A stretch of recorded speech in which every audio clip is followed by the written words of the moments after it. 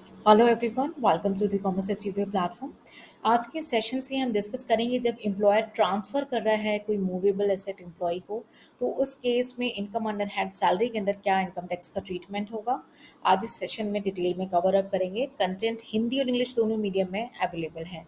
सो movable asset है और transfer हो रहा है। हमने लास्ट सेशन में यूज़ के बारे में अंडरस्टैंड किया था और इस सेशन में हम ट्रांसफ़र की बात करेंगे। सो थ्री कैटेगरीज में हमारा ट्रांसफ़र को हम डील करेंगे। The first category is your computer and electronic item, यानी कोई भी कंप्यूटर या इलेक्ट्रॉनिक आइटम एक एम्प्लॉयर अपने एम्प्लॉय को ट्रांसफ़र कर रहा है। अब ट्रांसफ़र आप चाहें तो ये गिफ्ट भी कवर अप हो सकता है, जहाँ पे एम्प्लॉयर जो है एम्प्लॉय को गिफ्ट कर रहा है या सेल कर रहा है कोई एसेट एम्प्लॉयर अपने एम्प्लॉयज़ को। तो उस केस में हमारा कंपटीशन क्या होगा। तो पहली category computer and electronic item है।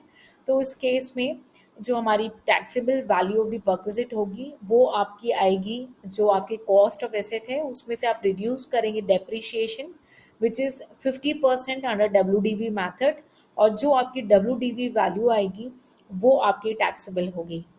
So the computer and electronic items, in the case of computer and electronic item, the taxable value of the perquisite will be depreciated value. Will be the depreciated value, that is a WDV in this case.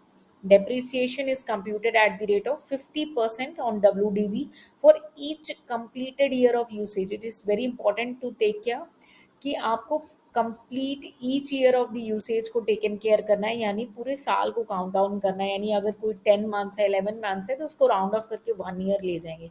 So use का हमें पूरा year compute कर लेना है, usage period लेना है, purchase करके रखने का नहीं। ठीक है। Second category will be the motor cars. इसमें भी हमारा जो टैक्सेबल वैल्यू आएगा वो होगा depreciated value, that is WDV value.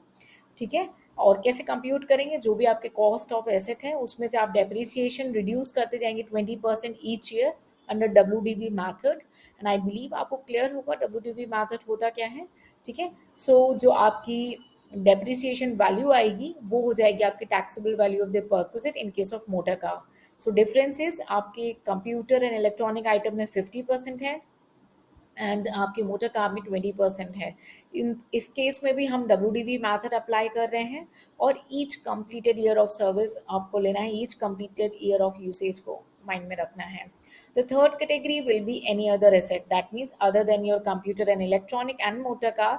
उस केस में हमारा लगेगा 10% depreciation and taxable value of the perquisite क्या हो रही है, again the depreciated value of the asset, that is your जो भी डेप्रिशिएटेड वैल्यू है। लेकिन यहाँ पे डेप्रिसिएशन जो होगा वो होगा straight line method, SLM method, for each completed year of usage.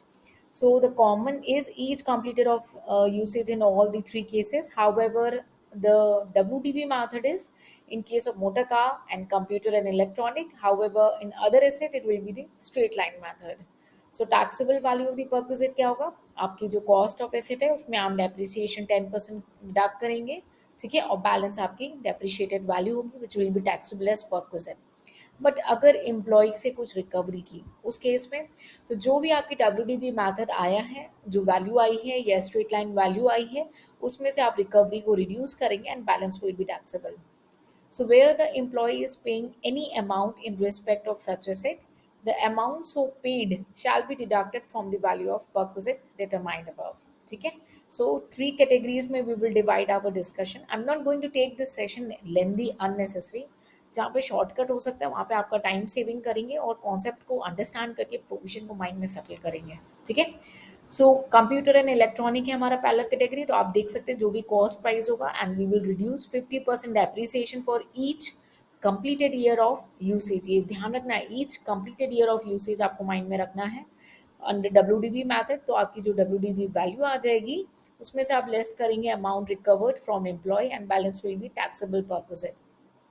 Second category is the motor car, where the cost price will be reduced by 20% for each completed year of usage. Under WDV method, you'll get the WDV value and less amount recovered from employee, balance will be taxable perquisite. And the third category will be the other asset, where you will reduce the cost price, less 10% depreciated for each completed year of usage, less under the straight line method. तो आपकी जो value निकल के आएगी that will be the straight line value and you will reduce the amount recovered from employee, the balance will be taxable as perquisites. So common is आपका rate क्या चल रहा है, 50%, 20% and 10%, W D V and S L M. जिस भी provisions को आप पढ़ते हैं उसको सेम सीक्वेंस में अंडरस्टैंड करना है, सेम सीक्वेंस में ही रिवीजन करना है और एग्जाम हॉल में रिवाइज जो है रिकॉल करना है। इससे आपके मिस्टेक के चांसेस लीस्ट होते जाते हैं, मिनिमम होते जाते हैं, ठीक है। कंप्लीटेड ईयर ऑफ सर्विस यानी completed year of usage means जो कंप्लीट ईयर है, जो जैसे एसेट आपका पुट टू यूज किस दिन किया जा रहा है एम्प्लॉय के द्वारा, उस ईयर को हम कंप्लीटेड ईयर मानेंगे। यानी अगर 1 ईयर 6 मंथ 7 मंथ्स है, 8 मंथ है, तो हम उसे कंप्लीट 1 ईयर काउंट्स करेंगे, ठीक है। और आपको जो वैल्यू ऑफ द परक्विजिट आएगी वो हमारी आएगी WDV value of the asset, और अगर कोई रिकवरी है तो हम उस रिकवरी को जो है एडजस्ट करेंगे, ठीक है। सेल वैल्यू, आपने कहा कि भाई मैंने सेल किया एम्प्लॉय को एक्स अमाउंट पे, गिफ्ट नहीं किया है, तो टैक्सेबल वैल्यू क्या होगी, आपकी जो कॉस्ट वैल्यू होगी उसमें से आप सेल प्राइस को रिड्यूस करेंगे, तो बैलेंस जो आपकी WDV आई, आपके एसेट की WDV आई, और आपने रिकवरी करी है एम्प्लॉय से, सेल करने से आप रिकवरी कर रहे हैं ना एम्प्लॉय से। सो उस 6,000 फॉर एग्जांपल हमारे केस में आप उस अमाउंट को जो सेल प्राइस है उसको WDV से रिड्यूस करेंगे और बैलेंस हो जाएगी आपकी taxable value of the perquisite.